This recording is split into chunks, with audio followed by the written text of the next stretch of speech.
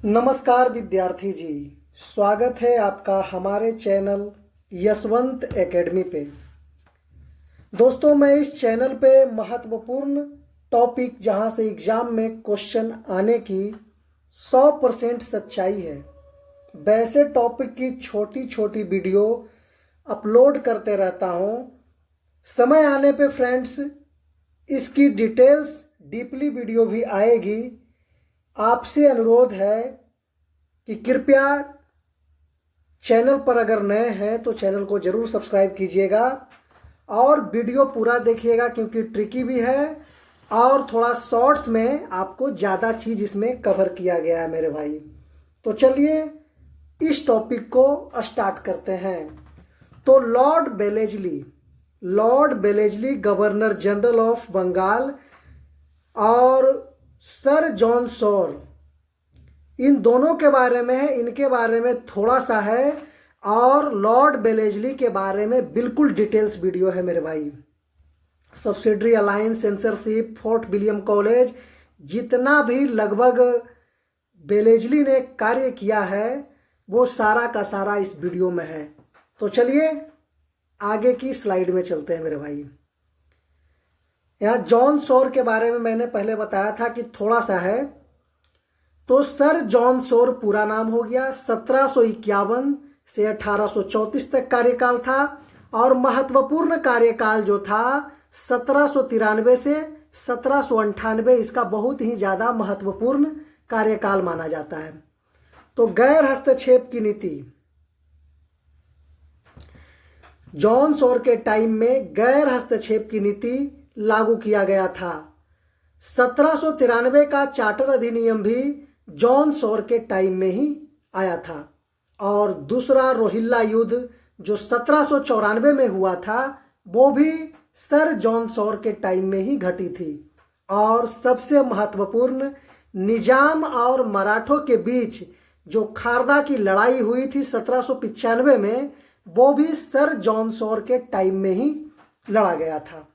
चलिए लॉर्ड बेलेजली के बारे में, अब जो कार्यकाल था 1798 से 1805 तक में जो महत्वपूर्ण कार्य किए हैं उनके बारे में डिटेल्स मैं आपको यहाँ कवर किया है मेरे भाई।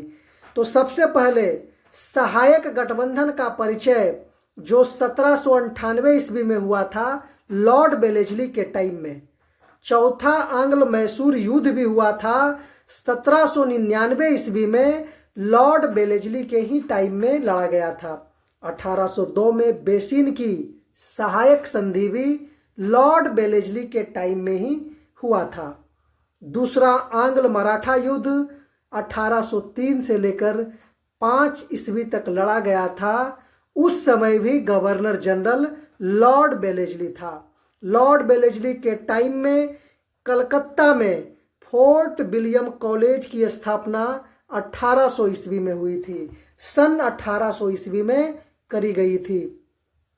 कलकत्ता में राजभवन की स्थापना 1803 में, ये भी लॉर्ड बेलेजली के कार्यकाल में ही किया गया था। सेंसरशिप अधिनियम जो 1799 में आया था वो भी लॉर्ड बेलेजली के टाइम में ही लाया गया था।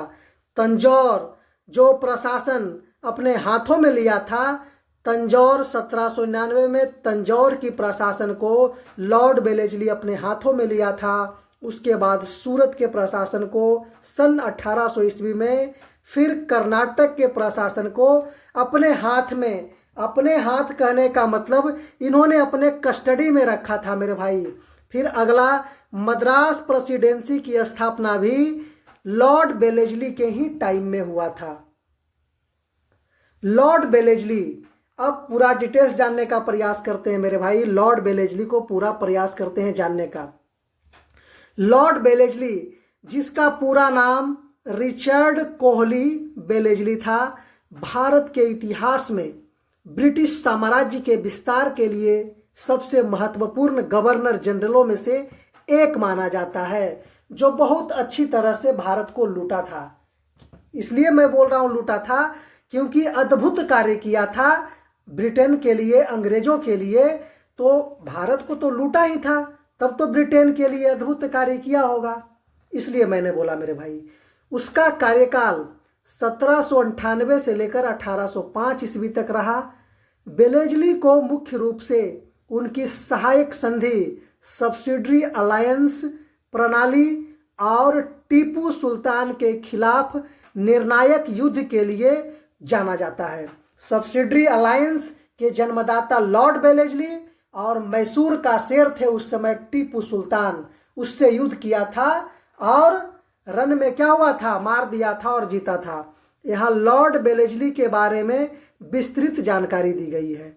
बेलेजली का उद्देश्य क्या था?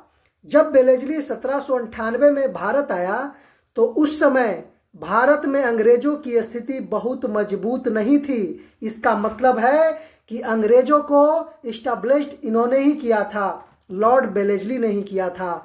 और दूसरी बात क्या था, नेपोलियन से यानी फ्रांस से खतरा भी मंडरा रहा था ब्रिटेन के ऊपर। बेलेजली का मुख्य उद्देश्य क्या था? तो ब्रिटिश ईस्ट इंडिया कंपनी को भारत की सर्वोच्च शक्ति बनाना। जो ब्रिटेन की कंपनी ईस्ट इंडिया कंपनी थी, भारत की सर्वोच्च शक्ति मतलब पैरामाउंट ऑफ पावर बनाना था। ये सोचा था लॉर्ड बेलेजली ने कि पूरे भारत पर कब्जा ब्रिटेन की ईस्ट इंडिया कंपनी के हाथों में कर दिया जाएगा। तो सब्सिडरी अलायंस हुआ था। इसके तहत क्या थी? एक बहुत बड़ी राजनीतिक चाल थी बेलेजली की। इसके तहत भारतीय राजाओं को ब्रिटिश सुरक्षा के बदले अपनी संप्रभुता गिरवी रखने पर मजबूर कर दिया था कि अगर आप चाहते हैं कि आप सुरक्षित रहें तो अपने राज्य को गिरवी रखना होगा। गिरवी मतलब क्या? जो प्रमुख शर्त थी ये मैं आपको बता रहा हूं। ये थी भारतीय राजा को अपने राज्य में, भारतीय राजा को मजबूर कर दिया था कि अपने राज्य में ब्रिटिश सेना रखनी होगी, यानी ब्रिटेन की सैनिक को रखना होगा।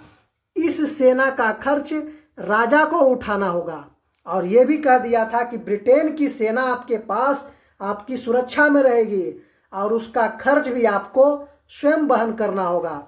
आप चाहे नगद देकर करें या अपने राज्य का कुछ हिस्सा उसे देकर करें, ये शर्त रख दिया था। राजा बिना अंग्रेजों की अनुमति के किसी यूरोपीय यानी विशेषकर फ्रांसीसी को अपनी सेवा में नहीं रख सकता था।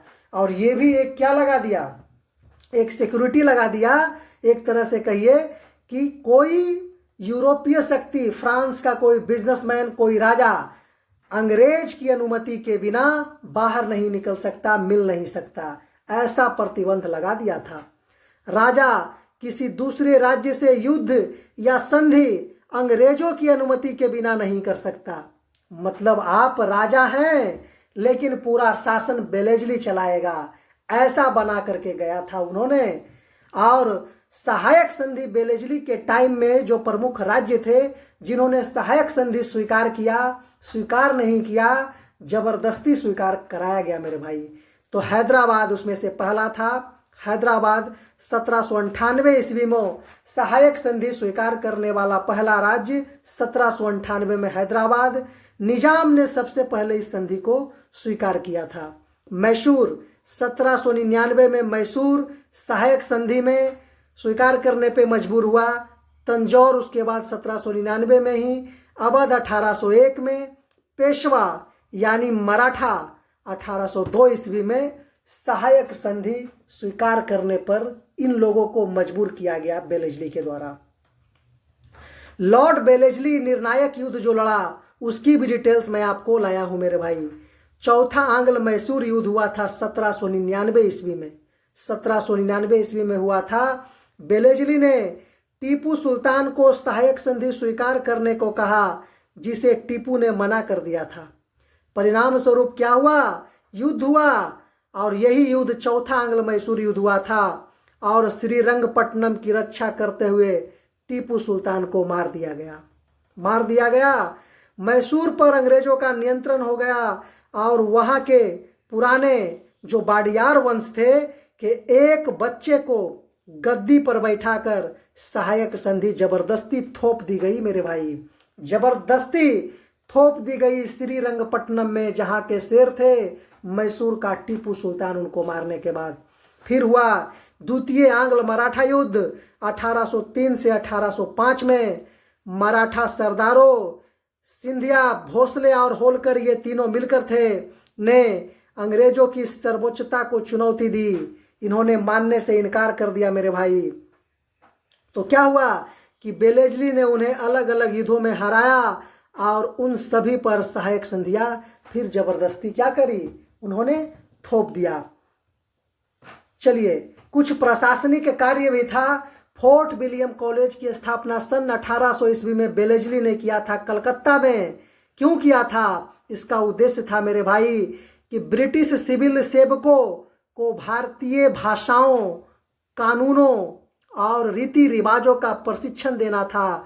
हालांकि कंपनी के कोर्ट ऑफ डायरेक्टर्स ने इसे बाद में बंद करवा दिया था, लेकिन फोर्ट विलियम कॉलेज की स्थापना किस लिए करी गई थी कि विदेशी जो आएंगे, ब्रिटिशर्स जो आएंगे, ब्रिटेन के जो अधिकारी आएंगे, इस फोर्ट विलियम कॉलेज में भाषाओं की, कानूनों की, रीति रिवाजों की उनको शिक्षा दी जाएगी, ताकि पूरी भाषा, पूरी रीति रिवाज ये समझ ले और फिर इंडिया के आवाज में ही इसको क्या करे, वसूले, उससे खूब सारे रुपया वसूले, टैक्स वसूले और पूरा एकदम बेचने का काम करे।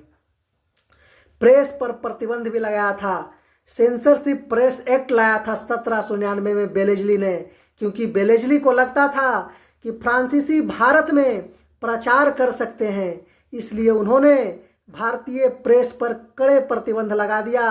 अखबारों को छापने से पहले सरकार की अनुमति लेनी पड़ती थी, ऐसा इसने कर दिया था सेंसरशिप लगाकर। और ये भी कहा गया था कि ब्रिटेन सरकार